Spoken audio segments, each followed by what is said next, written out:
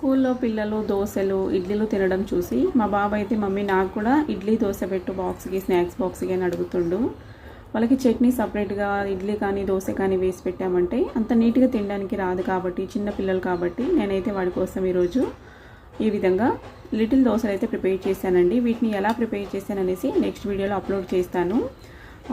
జొన్న దోశ బ్యాటర్లో బీట్రూట్ తురుము రుచికి సరిపడా సాల్ట్ వేసి బాగా మిక్స్ చేసి అయితే ఈ విధంగా లిటిల్ దోశలు వేసాను. పైనుంచి కొద్దిగా సాల్ట్ పెప్పర్ పౌడర్ వేసి అయితే పెట్టాను. చాలా బాగుంటాయండి, మనకు చట్నీ అసలు అవసరం లేదన్నట్టు.